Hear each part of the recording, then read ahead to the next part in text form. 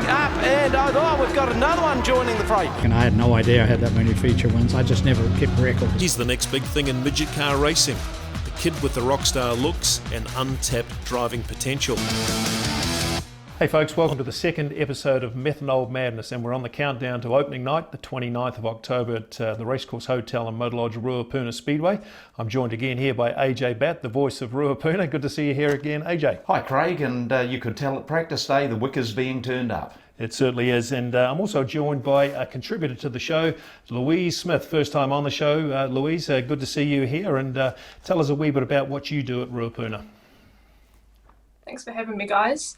I'm really involved in the quarter midget class, being president of the South Island Quarter Midget Club, so we've definitely got a massive season lined up that's going to keep me busy. Good stuff. So Louise will contribute to the show regularly, and she's our resident quarter midget and TQ expert.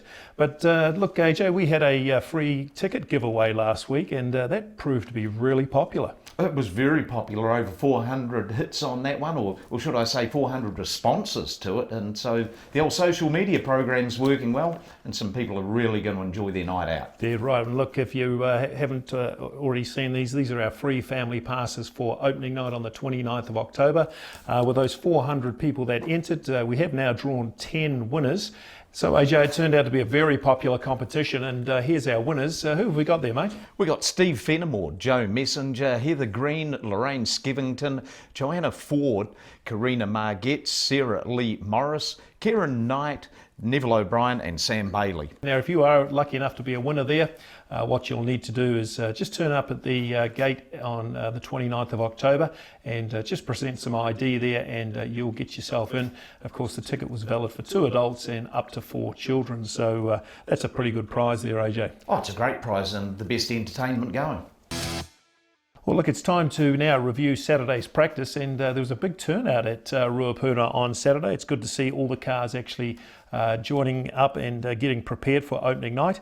The first class we might have a look at is the quarter midgets, and Louise, what did you think of that class? I think the quarter midgets definitely had a fantastic showing. We've got plenty of cars all over the South Island, so it was great to see many of them show up for practice to get started to the season the right way. Yeah, and AJ, I was watching Malachi Webb. He was the fastest car lapping there, and there was a couple of other standouts for you as well. Yeah, I was actually really impressed with young Ben Everett. He's just a young kid, a lot of expectation, third generation family racer and so on, but slowly but surely Ben and his brother Tom have really started applying that track craft, no doubt pushed along there by Grandad Selwyn and Father Glenn. The TQs, Kimberly Yateman was very quick in the TQ, AJ, and she was lapping just as quick as Ben Morgan.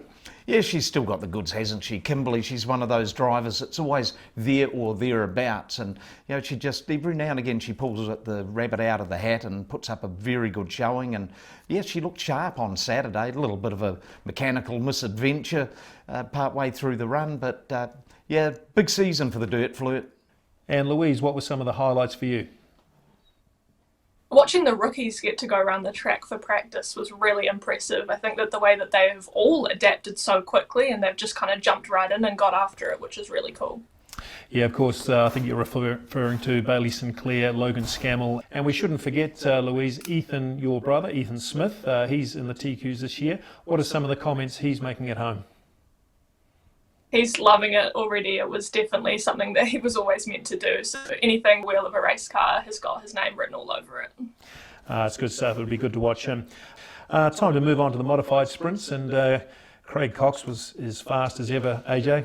Oh, he only knows one speed, doesn't he? And that's flat out. And, Coxie, he will leave nothing on the plate, just all season long. Another good showing from young Liam Astle. Yeah, not as quick as he was the previous week. It was Craig Cox that was reeling off the fast lap times. 14.75 was the quickest lap for the day. And we've got to remember, that's a staggering time for these modified sprints. Anything under 15 seconds is considered to be very fast, but Coxie has got that 2018 GSXR 1000cc, and he gives it death every time. Oh, he does. Also really impressed with Courtney Jones. She caught me out because I was looking for the fluorescent yellow car, but no, she's all in black this year. Yeah, well, she was the only other driver to go under 15 seconds, doing a 14.98 lap, so that's pretty impressive for her. She is, of course, our fastest lady on dirt. So the next class we'll take a look at is the V6 wingless sprints. AJ, who impressed you? Simon Moore really impressed me. He showed some good form last season, and the practice stuff he's certainly built on top of that. Yeah, well, the other driver, of course, that went well briefly, Andrew Gregg, driving the Dolly Rose, which is a car that's up for lease. It's the pink and purple one, and believe it or not, it's up for lease for anybody that's interested in having a go at a V6 wingless sprint. So make contact with Andrew and Amanda if you wish. There's Riley Litton was lapping well, and Matthew Phillips. Good to see Matthew back. We remember him as a TQ driver, and I think it was a midget as well. Yeah, and he sort of showed that he knows what he's doing. You don't teach old dogs new tricks, and just keep an eye on Matthew, because he'll be very consistent, if nothing else. Absolutely. Time to move on to the midgets. Glenn Jury, how good's he? He's like a good bottle of champagne, isn't he? He just keeps getting better and better, and he certainly had the Access Man Toyota fair flying. Yeah, 15.02 seconds for Glenn Jury, and he was giving it death also. He's never scared of anything, and he did take out the fastest lap of the day. Liam McCoubrey close behind, 15.17, and Jay Chadwick, we've seen him briefly, but I think he retired. No news of what happened with Jay. No, but it'll be very frustrating for them, because they sat out last season and they've put a big effort in building up for this summer. So, yeah, the Chadwick team, they will be on top of it already, I would imagine. Absolutely. One of the best looking midgets you can see at Ruapuna as well. Okay, time to look at the sprint cars. And Louise, what were your thoughts on Saturday?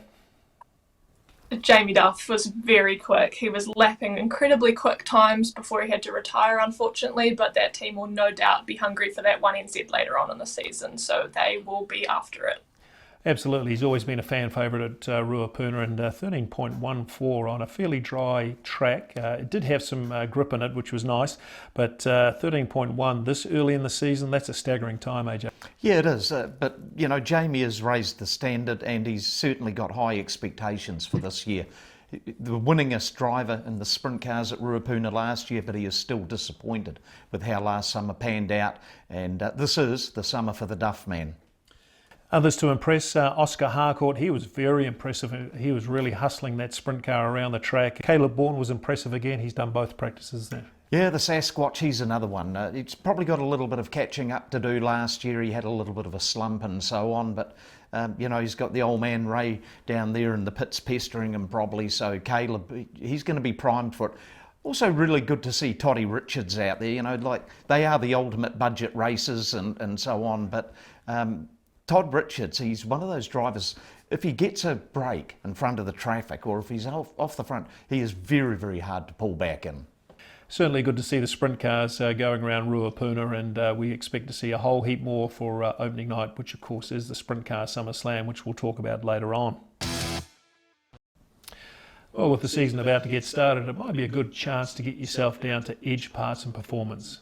The team at Edge Parts and Performance have got safety covered. They're proud stockists of Simpson safety products, helmets, head and neck restraints, harnesses, racing suits, gloves, shoes and more. Simpson safety products provide an unparalleled level of comfort, performance and protection. Come and check out their new range of Simpson suits, lightweight 2-layer SFI approved suits that offers flexibility and functionality all in one. They've also got the Red Devil carbon fibre lightweight racing helmet in stock. AJ, they really do have everything down there for speedway races. Yeah, they've got you covered from what you tow with to what you race to what you go home and wash the gear with. So Edge Parts and Performance and Distribution Lane, they got it all. So a new sponsor to the show, KH Fabrication. Of course, that's Kieran Harris for those that used to know Kieran racing around in a modified sprint. He's now supporting all our speedway drivers. If you break it, he'll fix it. And time to look at Crash of the Week. So AJ, TQ's last year at Carnival Fireworks Night, this was a pretty spectacular crash. Yeah, it certainly was, and when you have the big numbers of cars, it's a traffic officer's dream for starters, but also one of the real sort of spin-offs of that are accidents like this, and yeah, it certainly does look spectacular, and a couple of the boys would have certainly known about it for a day or two afterwards. Yeah, it was exciting for the crowd to watch, devastating for every driver that's involved, because there's a fair bit of damage that happened. Lindsay Bailey going over there, Gavin Chappell and Cameron McKenzie tipping up with Kyle Glover just coming in the back there, and even he sustained a fair bit of damage. But if we look closely at this, I can see Jamie Duff was racing a TQ this night. He got out wide, he just bumped Kimberly Yateman. She come infield, Gavin Chappell took a tumble, and the freight train of cars just kept coming, and it was certainly a spectacular crash to watch for those that were there on Carnival Fireworks night. But as we say, you don't want to be an owner of a car when that sort of stuff happens. But that is Crash of the Week, and thanks to KH Fabrication, Kieran Harris and his crew. You can see them on all the cars around the track, and as we say, if you break it, he'll fix it. So we all know how good Jack Lowe is as a driver, and of course, if you haven't caught up with the news, he's now contracted to Western Springs. He's driving for Brett and Lee Morris, but he will be racing down at Ruapuna. We call him the kid with the rock star looks, and he doesn't know how good he is at the moment, but hopefully this season goes well for him. They are budget races, they always have been, but Barry's been very generous to them through City South Vanspear's sponsorship, and let's have a look at where it all started. He's the next big thing in midget car racing. The kid with the rockstar looks and untapped driving potential. Here comes the 54 of Jack Lowe. Have a look at this. He's trying to move round the inside of Lumsden. This 19-year-old rising star comes from a family who have had 40 years involvement with Speedway. They're a team of Kiwi battlers, and in the mould of Barry Butterworth, achieve results way beyond their racing budget. In fact, last year Jack took out 2 major feature races, the Midget Mayhem and the South Island Midget Car Championship. Swinging round the corner, Jack Lowe takes out the Access Bank South Island Midget Championship. Jack Lowe, his first big championship win, a stunning drive, the 4th generation Speedway racer. The Lowes have been around Speedway for years and years and years. This is their minute on the big stage. Leading the team is Jack's dad, Blair. He's a racer and brought home a 2NZ title from the New Zealand Mini Sprint Championship in 2007. It was pretty much the last year I was going to be racing, for a while anyway. I don't know, just went up there and did what we could do. While Blair was a very talented driver, a serious crash ended his career in the underpowered F2 midget. Second in charge, Cave Dave. He's Blair's brother and Jack's uncle. He's one of the best guys you'll ever meet, and he's been involved in Speedway for the last 40 years. I grew up at Speedway. Granddad used to run Oxford, Nanny used to run Oxford. I used to crew from one of my other uncles when I was 10. And then there's Barry, uncle to Jack, a local businessman who sponsors and supports Speedway all over Canterbury, and he's an ex-racer and only wants the best for Jack. I think we have to get him another car in another year or so. We're spending good money this year. We're going to freshen it up and give him every chance that we can. I would love him to be picked up by a bigger sponsor, by a bigger team. With Jack now being the only Lowe to drive, the family combined all their resources and with the help of Barry, funded a new power plant in the 54C midget. A lot of the time we run with second-hand gear that we've got to run because that's all we can afford. Barry puts up a lot. This year, between myself and the pit crew, we started a midget fund, so we're a little bit more full financially come this time of year. We've blown half that budget already.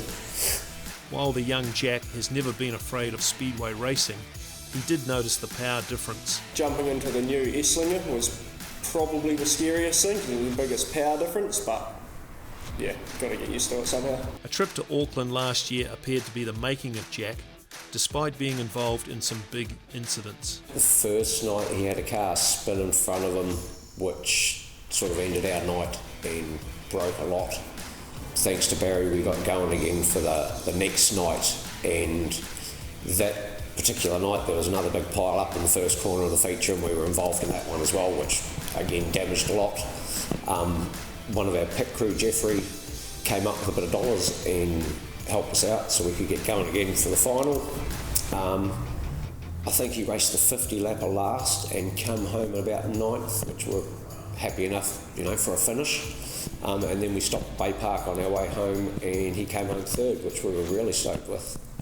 The experience did wonders for Jack, and the team took on the South Island Midget Car Championship. The underdog had now found his teeth, and Jack surprised many with a masterful drive. But Jack Lowe still out in front, only about 6 car lengths in it at this stage. So you get to the last 3 laps of the South Island Champs, you're watching it from the stand, I guess. What's going through your mind? Jeremy was closing pretty quickly, and I was sort of thinking, where's that white flag? Another few laps, and Jeremy's going to be right on his tail. The white flag's out. The boys are on their way home. One desperate attempt there from Webb as they come out of the town bend. Lowe gets on the inside of the back marker. He goes into the prison bend for the last time. Swinging round the corner, Jack Lowe takes out the Access Bank South Island Midget Championship. It's the most popular one round here at Ruapuna. Good on you, Dave. Good on you, Blair. And good on you, Barry. That is an absolute beauty. The South Island Midget Car Champion is Jack Lowe. It's a great story. Jack Lowe's family are carrying on the tradition of drivers punching well above their weight by combining their resources, taking on the guns and succeeding. And what a story that is. Jack Lowe about to realise all his potential and racing with the big guns up in Auckland. Okay, with no racing at Ruapuna at the moment, we thought we might just take a quick look around the country and see where some of our drivers have been competing. And Louise, what's been happening with the quarter midgets? Nelson had their opening meeting just last Saturday for the Trackman Trophy, which was of course taken out by 23C Jack Brownlees. We've seen him being a strong competitor for many years now, and it's looking to continue that way again this season. Yeah, he's a real superstar at Ruapuna, that Jack Brownlees. Malachi Webb Malachi Webb might be his biggest competition, and possibly even Ben Everett as he starts to improve quickly. The other series we might quickly have a look at is the Civil Construction Southern Sprint Car Series. It was Steve Duff Jr., our local competitor here, that went down there. Not such a good day for Steve Duff there, AJ. No, a bad start to the season. You know, they've been chasing an engine issue and leased an engine for the show, and then Steve had a little bit of an incident down there and tore up some gear, so new Maxim chassis on its way for them. So not a great start for him. Great opening to the season for Connor Rangi in the Dalton's car, and Connor ran away with the feature race. Him and Jaden Dodge had one heck of a battle down there. Of course, Christchurch's Jaden Dodge loves racing those southern tracks, and he's a good solid performer. And then young Josh Buchanan finished third. And they have this deal with the Civil Construction Series where there's like 2 winners of the features. They split them up into groups, and in the B group, Adam Evans, Shannara Stronach and Jack Brown. They shone in the B section of it, and we're going to see most of those drivers here with the Hydrolink War of the Wings throughout the season and other shows. So they had like 13 or 14 cars down there, so a good start for the Southern Sprint cars. Yeah, that's pleasing for them to see, and good to see their race series get underway.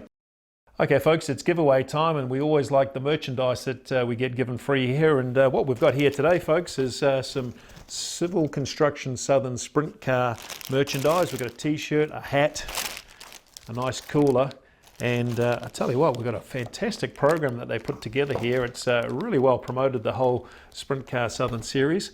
And all of this is up for grabs. If you'd like to have a chance at winning this merchandise, what you need to do is go to Southern Sprint Cars, the Facebook page, and answer this question: who was their series winner last year? Now, if you're the correct person there, you'll go into the draw to win all the merchandise. And what we'll do is we'll draw that next week on Methanol Madness.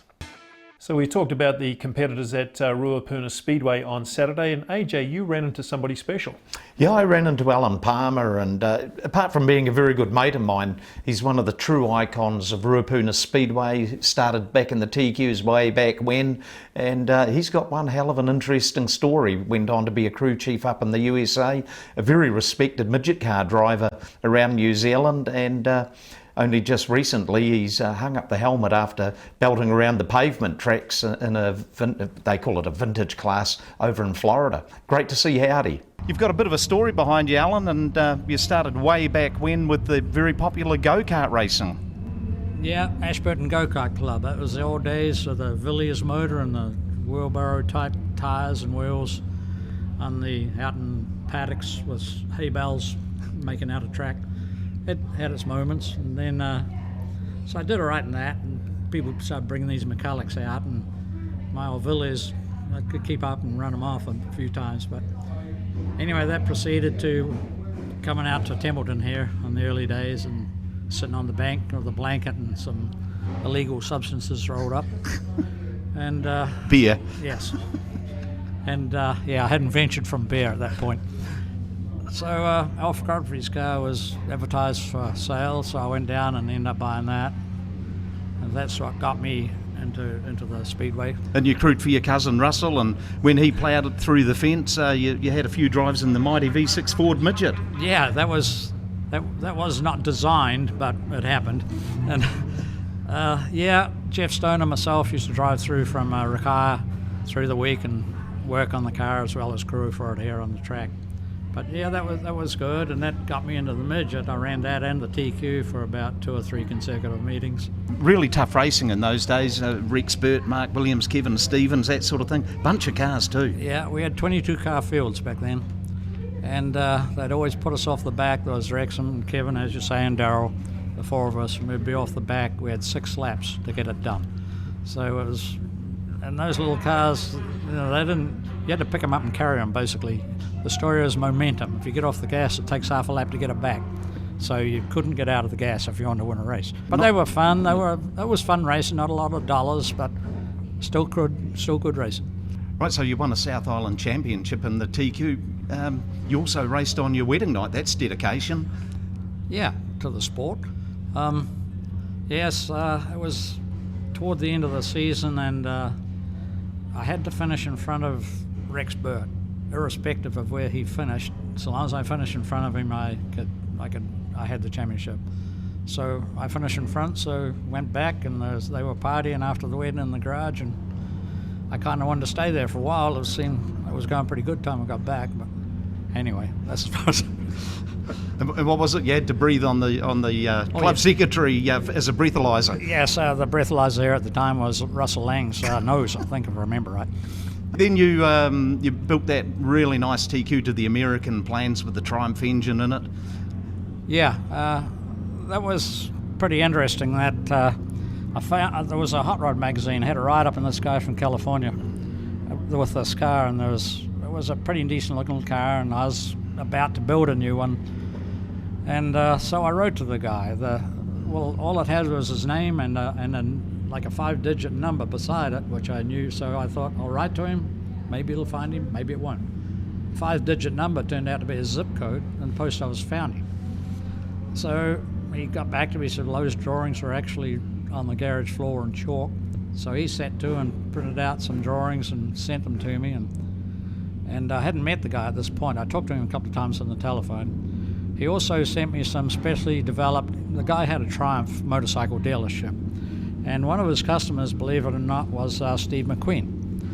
And so he sent me these developed camshafts. He also sent me a rear suspension, torsion bar suspension setup, a few other bits and pieces. He sent me all the correct jettings to run a Weber carburetor on methanol, which no one had really tried successfully.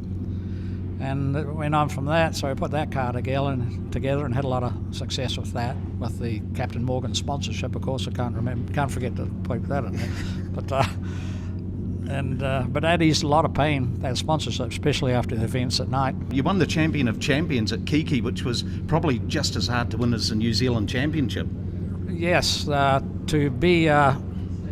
to qualify to run that race, you had to finish in the top 3 places of any given championship within the country. So it was all the top cars were there, and that was a pretty big moment for me. Then you went on to the midget, went up to the States and bought that really nice Edmund Sesko. Yeah, I went up there in 75, and I stayed with the guy that sent me the Triumph pieces, and he couldn't get over these 2 guys. He picked us up at the airport, Zed Murray and myself.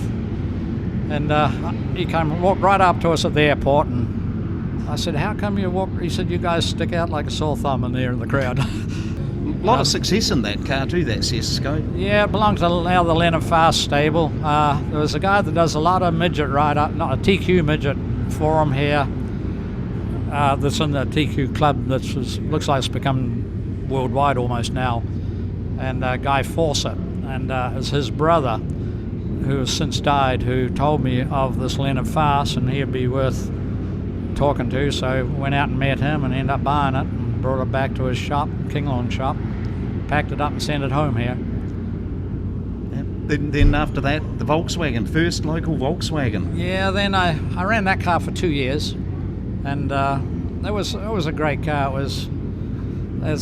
That car was probably too powerful for the track here at the time. It was very slick. Now that car and today's tyres and suspension, shocks and torsions would still be a fast car. But so yeah, 2 years after that, Kevin Proctor decided he wanted to take it off me.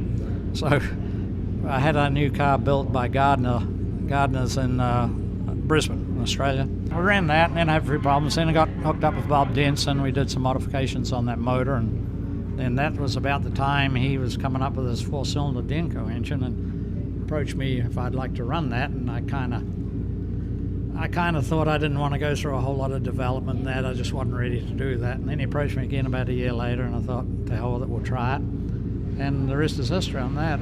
It was a winner right out of the box. In fact, the first time that car ever ran, we were out here at the Speedway on a Thursday with Stan Fox and Sleepy Tripp. And they said, you guys are full of it. That car, you've had that car run? I said, you saw that thing fired up in probably 50 feet. Wow. And they were pretty much impressed with it. Yep. After that, you were out of the Denko, you sold up, but you ran Ted Robinson's V4 bit and Toddy's sprint car. Yeah, Ted had this V4 and he had it all apart and wasn't too sure, so I gave him a hand, we put it together. And a fan of the club here, I guess, was Graham Dawson. He did all the body work on that car. And we tried to redesign it. I tried to base it off one of the Wilkie coil cars that they'd done up in Wisconsin. And offset it and did a few trick things to it. It turned out pretty good. And so then Toddy had his sprint car, and I think there was a teams deal going on here. It was Australia versus New Zealand, and I think, yeah. Black Law's out here. Yes. So anyway, we end up third equal in points on that deal. Then you headed up to the States, and you've been living there ever since? Yeah, I left here, I think it was February of '89, and I went up and my next door neighbor, well, I lived with Bob Winnie for a period of time. I ended up buying a place across the street from him. And so I was there and then I got a job with an aviation company, and I was with them for about 22 or 23 years and finally sold up, moved to Florida. Just in closing, 50 feature wins you've got from this place, and start adding on some at the likes of Nelson and Invercargill, and that's one hell of a record. 26 in TQs at Ruapuna, 24 in midgets, the 4 South Island Championships in midgets, 1 in TQs. What's your greatest moment? Because you raced against some of the big names up at Auckland. My greatest moment, I don't appreciate even myself what I did when I look back, and I had no idea I had that many feature wins. I just never kept record of stuff like that. And I don't, just racing against names like Bobby Olivero and Rich Vogler, Rice of course, Sleepy and that up at the Springs, and you were never going to beat them, but we had a hell of a lot of fun trying. When I look back now and think, you took it all for granted back in those days. But now you look back and think, well, hell, did all right, I guess, for what I had. If I'd known then what I know now, I would have done a lot better. Yeah. Had a lot of fun. Way too much fun sometimes. Yeah. But anyway, that's good. I've been doing a bit of vintage racing in Florida. And I hooked up with a guy out of Miami, and he had 3 cars, and I used to work for him. Every Wednesday we'd go over there and I'd work on the cars. We also were running a couple of vehicles on the Bonneville Salt Flats, so I went out there and did that with them guys, and then he would trundle all these cars and give me the pick. And we had a Kenyan built with a 4-bar midget with a Chevy 2 on a line flat on the side. I ran that car quite successfully on pavement and on dirt, and then ended up buying a car again for myself and ran that on some dirt and pavement shows, and I finally just sold that. So I think I'm done this time, but you never know. You never know, yeah. Oh, well, it's great to have you back here at Ruapuna. The place is looking good, isn't it? Big difference. I'm trying to think of the last time I saw this place. I don't think I saw it on my last trip, but it's phenomenal what the club members have done. And being a club still, it's something to be proud of, all the people here. Well, with opening night just 2 weeks away, the 29th of October is approaching quickly. And Louise, what is it for you you're looking forwards to? Getting a taste of what we can expect to see over the season is going to be really great. The King of the Clay is a really cool event that everyone wants to win, so it'll be really interesting to see who comes out on top. Yeah, I agree. I think that's it's always a good series, that first day up. And for me, it's just seeing the new drivers out there. AJ, what is it for you? Well, it's the Avon City Ford King of the Clay, so early bragging rights, Dalton's Sprint Car Summer Slam, the Fast and the Furious. But I think for me it's probably more important that we actually see where the young guys are at. You know, we've got a lot of new talent coming through. More importantly, how are the old stagehands going to respond to it? Talking about how the old guys might respond, well, those that were around in 2008 will remember the names of Ricky, Brett, Ryan Stone. These guys were legends in the TQ racing. Now, believe it or not, Ricky Brett, who was an ex-NZ1 title holder, is actually coming back to Ruapuna on opening night. Now, Ricky's joined us on the show, and he might be able to explain to us what's actually going on. Welcome to the show, Ricky, and tell us what's been happening. Yeah, so the last season I got talked into going out and helping a good friend of mine, Aaron Finley.